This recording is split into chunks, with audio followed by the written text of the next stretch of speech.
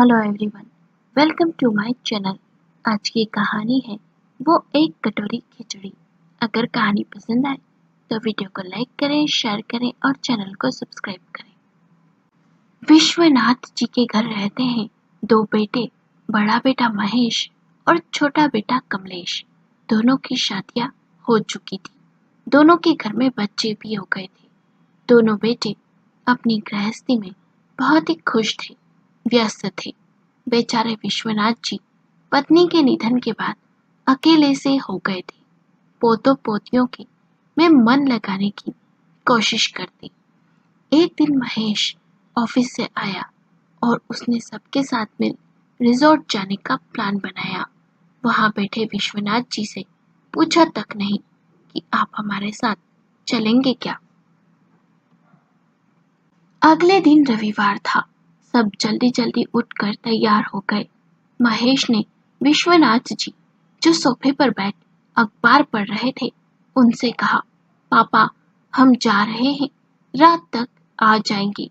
आप घर का ध्यान रखना और खाना बनाकर डाइनिंग टेबल पर रख दिया है, जब मन हो तब खा लेना।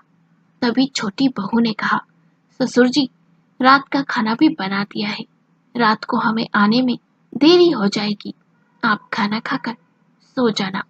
विश्वनाथ जी ने बस कहा और पेपर पढ़ने लगे। सब घर से बाहर निकल गए और दरवाजे को ताला लगा दिया गया। विश्वनाथ जी मन महसूस कर रह गए।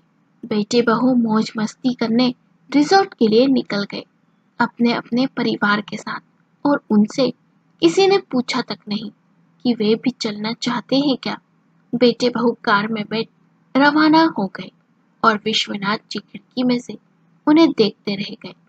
कुछ पल खिड़की के पास यूं ही बैठे रहे और फिर उठ डाइनिंग टेबल के पास चले गए।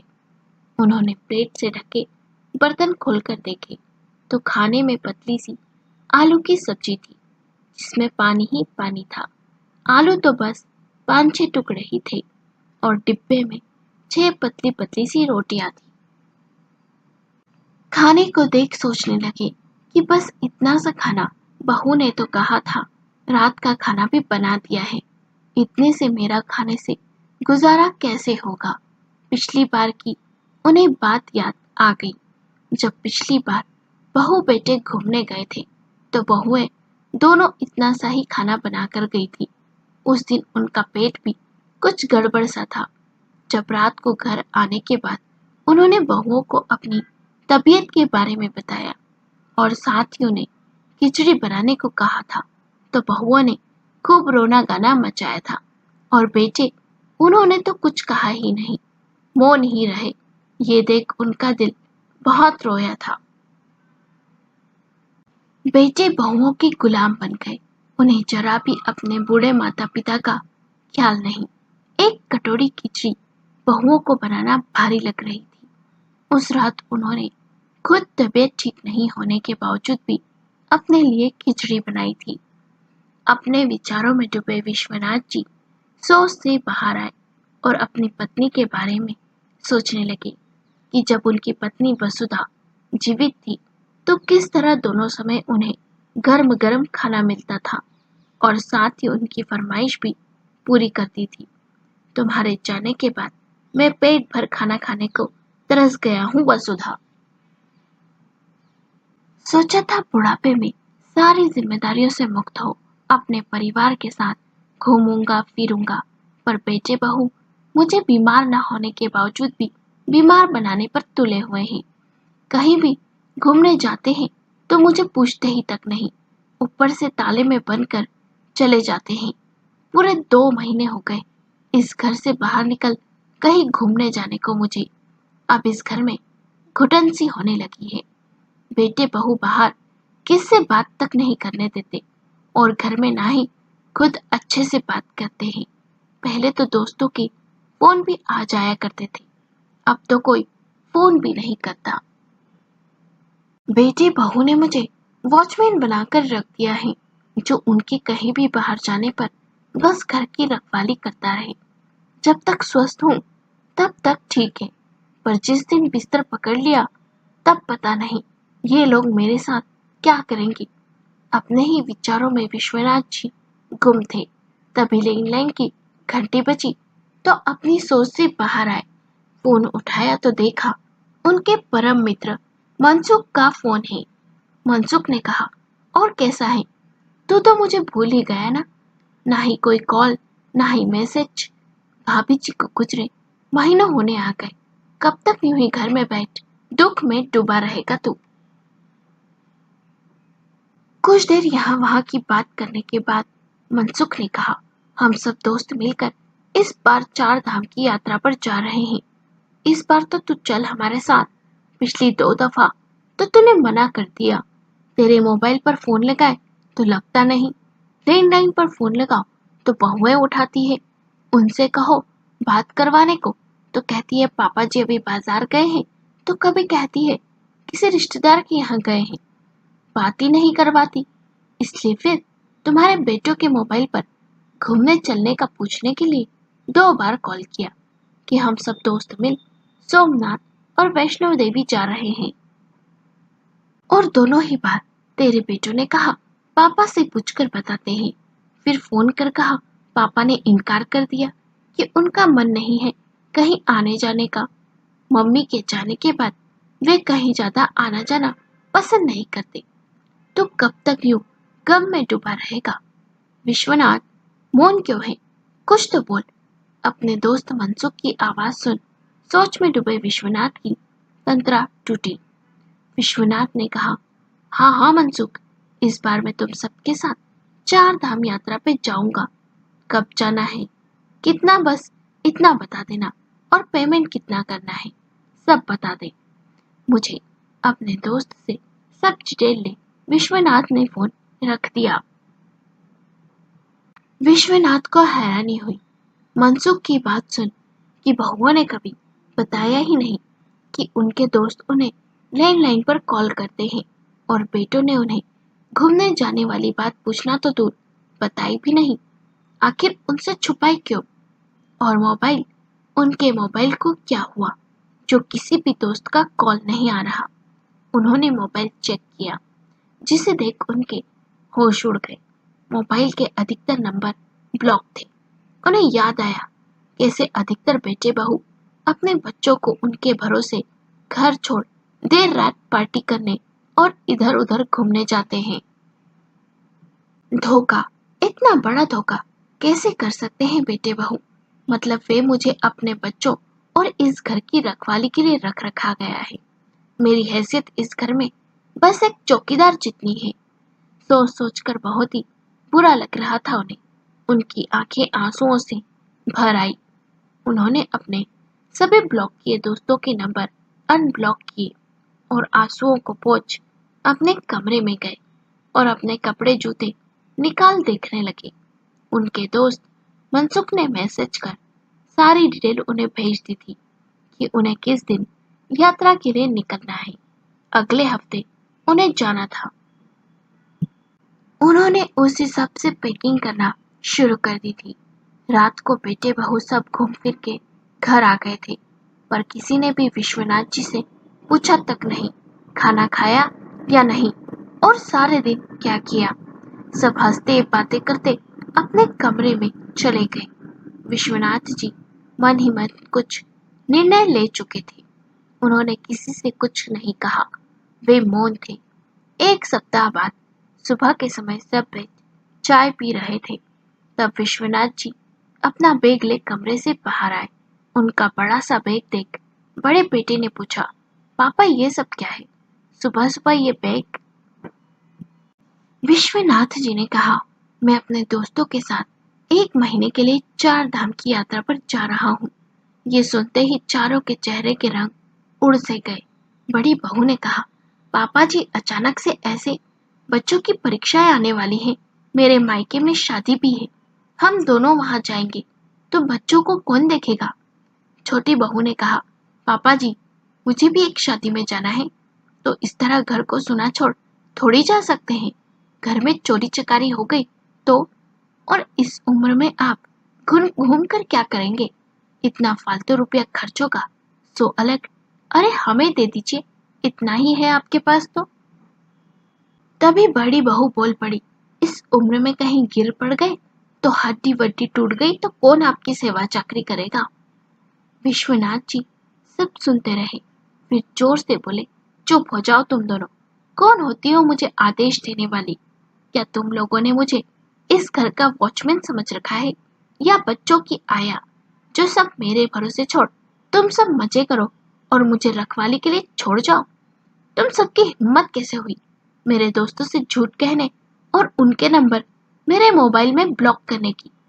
और रही बात घूमने की, तो मैं मेरे खर्च से जा रहा हूँ, अपना खर्च खुद उठा रहा हूँ, अपनी जमा पूंजी से।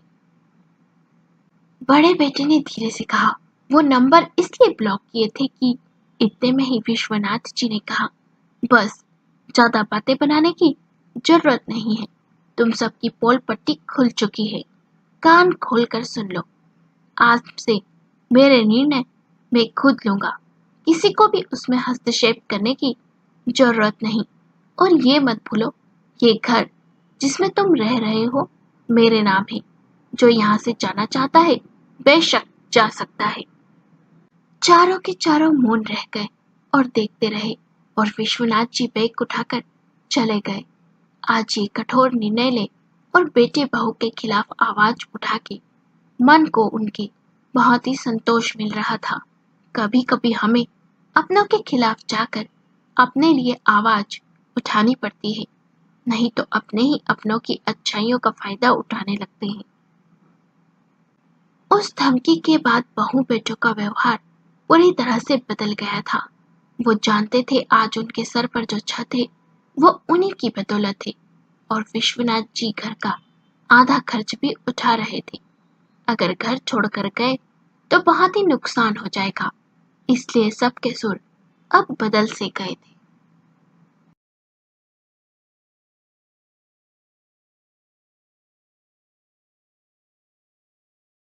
Hello everyone, welcome to my channel.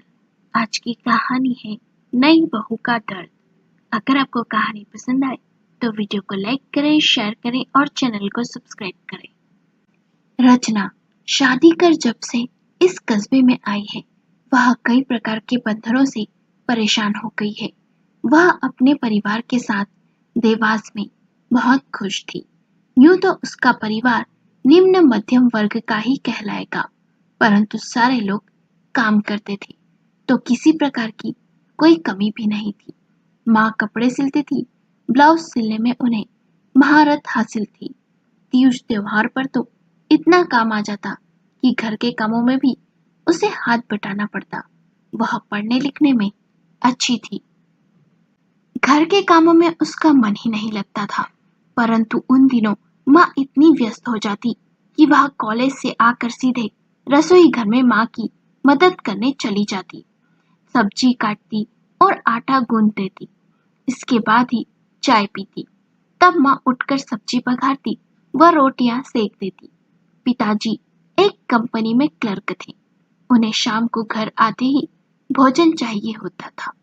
तब तक भाई अंकुर भी अपनी बैंक कोचिंग से वापस आ जाता था।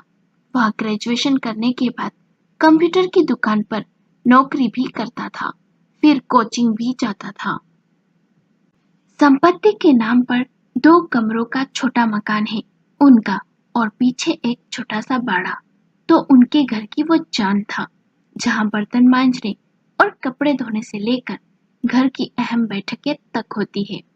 और उसके नीम और पीपल दोनों के पेड़ के तो क्या कहने। अंकुर ने नीम पर एक बल्ब भी लगा दिया था। गर्मियों में वो वहीं भोजन भी करते। अंकुर तो चारपाई बिछाकर वहीं पड़ता और सो भी जाता। माँ सुबह ही चिड़ियों को दाना डालती, वे तो माँ के कंधे पर ही आकर बैठ जाती। गौरैया दाना डालने में जरा सी देर होने पर जमीन पर फुदक फुदक कर कोहराम मचाने लगती। पिताजी कहते, अरे शांति, आज दाना नहीं दिया क्या? कुल मिलाकर उसका घर एक खुशहाल परिवार था। हाँ, 9 दुर्गा की तो बात करना ही भूल गए। वह पूरे 9 दिन गरबा करने जाती, भाई अंकुर के साथ। कभी कभी तो साथ में माँ भी जाती। शादी से पहले की जिंदगी स्वतंत्र पर संतुलित थी। पूरे परिवार की देखभाल माँ ने ही की थी।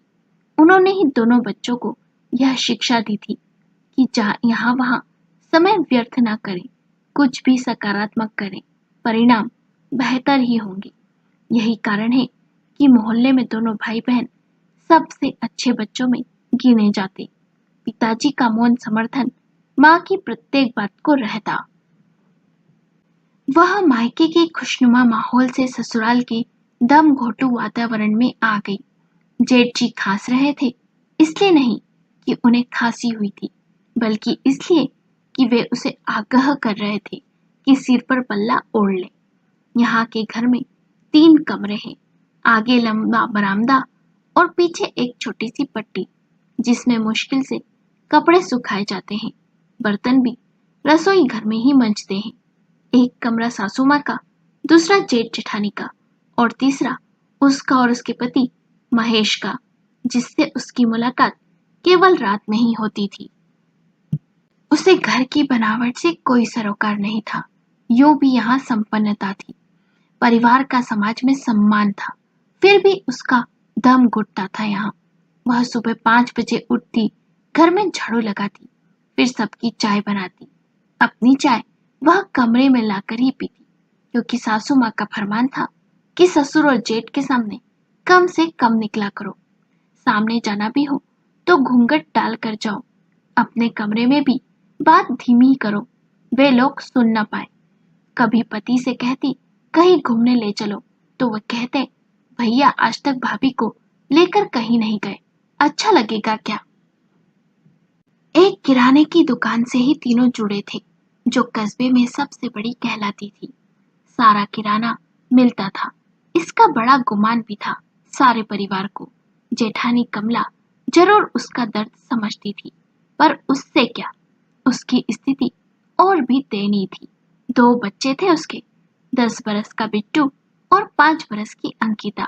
फिर भी पति और परिवार की इच्छा के कारण तीसरा बच्चा गर्भ में था। उसका स्वास्थ्य अच्छा नहीं था, चुपचाप घर के कामों में लगी रहती। वह उस समय को कोसती जब उसने इस रिश्ते के लिए हाँ की थी। महेश और उसकी मम्मी आए थे उसे देखने। महेश आकर्षक था, लंबा था, उसकी आंखें उसे भा गई थी। बस फिर उसने कुछ नहीं देखा। बीएससी फाइनल की परीक्षा एक दिन पहले ही समाप्त हुई थी। माँ पिताजी को लगा यहाँ तो हमेशा पैसों का गुणा भाग ही होता रहता है। बेटी संपन्न घर में जाएगी तो सुख पाएगी। फिर भी वे उसकी राय पूछना नहीं भूले थे। वह तो फिदा हो गई थी, सो ना का मतलब ना ही था। तो लड़के वाले, उन्हें तो पढ़ी लिखी लड़की मिल रही थी। देवास में ससुराल है, माँ पिताजी ने बता दिया था कि एक ही बेटी है, सम्मान से विदा करेंगे। उनका इशारा दहेज की ओर था। यूं तो वर पक्ष ने कोई मांग नहीं रखी थी, पर होने वाली सासू माँ प्रसन्न हो गई थी। रश्मि की माया अद्भुत है, इसके आकर्षण से बचना असंभव है। बस फिर क्या था, चट मंगनी पर ब्याह हो गया। वह अपने सपनों के राजकुमार को मन में बसाकर खुशी खुशी यहाँ आ गई। पर यहाँ की असलियत यहाँ आकर ही पता चली। परिवार के सभी सदस्य स्वभाव से बुरे नहीं थे, बस सारा काम पुरानी मान्यताओं का था, जिनसे प्रत्येक सदस्य जकड़ा हुआ था। रचना ठहरी प्रगतिशील परिवार की बेटी, और यही उसकी घुटन का कारण भी था। जिंदगी एक डर्रे पर चल रही थी, जीने का मजा नहीं था। जेठानी का बेटा बिट्टू 5वीं कक्षा में और बेटी अंकिता पहली कक्षा में कस्बे के एकमात्र इंग्लिश मीडियम स्कूल में पढ़ने जाते थे। कभी कभी वे दोनों उसके कमरे में ही आकर होमवर्क करते थे। पहले तो उसे बहुत बुरा लगा कि इस कमरे पर भी उसका अधिकार नहीं है, यहाँ भी 2 पल सुकून के नहीं बिता सकती। एक दिन बिट्टू ने उससे एक प्रश्न पूछा। उसने उसे समझा दिया। अब तो जब भी कुछ समझ नहीं आता तो वह उससे पूछ लेता। उसे भी मजा आने लगा था उसे पढ़ाने में। पढ़ने लिखने में उसकी रुचि हमेशा ही रही है। अंकिता भी अपनी गणित और अंग्रेजी की किताब लेकर आ जाती। धीरे धीरे वह दोनों को दोपहर के खाली समय में प्रतिदिन पढ़ाने लगी। उनका गृह कार्य तो कराती ही साथ में आगे का अभ्यास भी करा देती। उनका पढ़ाई का स्तर बढ़ने लगा। शिक्षक भी उनकी उन्नति को देखकर आश्चर्यचकित थे। वे दोनों अपनी कक्षाओं में पढ़ाई में सबसे आगे होने लगे। एक दिन गणित की अध्यापिका ने बिट्टू से पूछ ही लिया इसका कारण। जब उसने चाची रचना का नाम लिया तब वे भी खुश होकर उसकी प्रशंसा करने लगी। सभी बच्चे बिट्टू जैसा बनना चाहते थे, परंतु उन्हें कौन पढ़ाता। बिट्टू के दो दोस्तों की मम्मी घर ही आ गई और रचना से अपने बच्चों के पढ़ाने का आग्रह करने लगी। किंतु सासू माँ को गुस्सा आ गया। बोली घर के काम कौन करेगा, हमें बहुओं की कमाई नहीं खानी, बिरादरी में नाक कट जाएगी। वे अपना सा मुंह लेकर लौट गई। वह चुप रह गई। दिल तो चाह रहा था कि शायद यही एक रास्ता है अपनी बेरंग जिंदगी में रंग भरने का, पर वो कहे किसको। वह बोली तो बवाल हो सकता है। उसे पिता की याद आ गई, पर उनसे बात करना बेकार है। माँ के सामने उनके मुंह पर ताला लग जाता है। वह सपनों में खो गई। वह बारामदे में ट्यूशन पढ़ा रही है। बैठने का स्थान कम पड़ रहा है। सासू माँ उसे प्यार से निहार रही है। महीने की मोटी रकम वह कमा रही है। तभी बिट्टू और अंकिता अपना स्कूल बैग लेकर उसके कमरे में आ गए। आज उसका मूड उखड़ा हुआ था। वह सासू माँ के रूखे व्यवहार से दुखी थी। नहीं पढ़ाने देना था तो ठीक था, पर व्यवहार तो अच्छा करना था। मना तो नम्रता से भी किया जा सकता था। कमला को उसके मन की हलचल पता थी। वह भी बच्चों के पीछे पीछे आ गई। वह अपने मन की व्यथा उन्हें बताने लगी। आप ही बताओ दीदी, बिट्टू के दोस्तों को पढ़ा देती तो क्या हो जाता। वैसे भी घर का काम तो सुबह ही निपटा लेती हूँ। चलो, यह बात आई गई हो गई। दिन पर दिन निकलने लगे। वह भी इस बात को भूल गई। घर के दोनों बच्चों को पढ़ाना उसी तरह जारी रहा। बच्चे सभी टेस्ट में प्रथम आने लगे। दोस्त मन ही मन सोचते कि काश हमारे पास भी ऐसी चाची होती। मुख्य परीक्षा में दोनों बच्चे कक्षा में प्रथम आए। सारा परिवार खुश था। कमला ने सबसे पहले रचना को ही मिठाई खिलाई। दूसरे दिन सुबह सुबह फिर बिट्टू के दोस्त नमित की मम्मी आ गई। छुट्टियों में अपने बेटे को पढ़ाने की जिद करने लगी। रचना ने खुद उन्हें मना कर दिया। ससुर जी मनोहर अपने कमरे से बाहर निकले और सारी बातें सुनने लगे। फिर तैयार होकर दुकान चले गए। दूसरे दिन सुबह सुबह सासू माँ उमा देवी उसके रूम में ही चाय ले आई। वह डर गई कि आज चाय पसंद नहीं आई क्या। अभी तो चाय लेकर गई थी, आकर बोली, रचना बहू, तुम ट्यूशन पढ़ाना चाहती हो क्या? तुम्हारे ससुर जी कह रहे हैं यदि वह चाहती है तो पढ़ाए, हमें कोई ऐतराज नहीं है। वह अपनी खुशी रोक नहीं पा रही थी। माँ, क्या कह रही हैं आप? हाँ बहू, योग्यता को सामने आना ही चाहिए। पढ़ाना जानती हो तो फिर पढ़ाओ। वह सासू माँ के गले से लिपट गई। रचना की आंखों में छिपा सपना फिर से चमकने लगा। रचना को देख कमला ने भी हिम्मत दिखाई। उसे कुकिंग का बहुत शौक था। उसे सास ससुर से इजाजत लेकर घर पे ही तरह तरह के पार्टी के ऑर्डर लेना शुरू किए। धीरे धीरे रचना और कमला को पूरा कस्बा जानने लगा। कुछ सालों में रचना ने बहुत बड़ा कोचिंग टेस्ट सेंटर खोल लिया और कमला ने अपना एक रेस्टोरेंट। जहाँ भी उसके सास ससुर जाते वहां उन्हें रचना और कमला के नाम से जाना जाता। लोग कहते ये है खुले विचारों वाले, जिन्होंने अपनी बहुओं को अपने मन का काम करने की आजादी दी। उन्हें बहुत मान सम्मान मिलता। वे गर्व से फूले नहीं समाते। एक दिन मनोहर जी ने उमा देवी से कहा, देखा, मैंने उस दिन कहा था ना, रचना को कोचिंग पढ़ाने दो, जिसे जो अच्छा लगे करने दो। आखिर बहू को भी अपनी इच्छाओं को पूरा करने का अधिकार है। वो गलत काम तो नहीं कर रही है, और देखो आज उसका परिणाम। हमारी दोनों बहुओं ने हमारा नाम कस्बे में कितना रोशन कर दिया। उमा देवी ने मुस्कुराते हुए कहा, हाँ, ये तो है। और औरतों को भी अपनी इच्छाओं को पूरा करने का हक होता है। काश ये बात आपकी तरह मेरे माता पिता भी समझते तो मैं यूं 12वीं पास ना होती। कितना मन था मेरा कॉलेज जाऊं, पर खैर छोड़ो। मनोहर ने कहा, तो क्या हुआ, अब अपना सपना पूरा कर लो। उमा देवी ने कहा, अब लोग मुझ पर हंसेंगे। मनोहर ने कहा, सपने देखने और उसे पूरा करने की कोई उम्र नहीं होती, बस मन में लगन होनी चाहिए। मनोहर ने रचना से बात की और रचना ने अपनी सास का दाखिला पास के कस्बे वाले कॉलेज में करवा दिया। दोस्तों, औरतों को भी अपने सपने पूरे करने का हक है और सपने देखने और पूरा करने के लिए मन में लगन होनी चाहिए। उम्र मायने नहीं रखती, इसलिए खूब सपने देखिए और उन्हें पूरा कीजिए।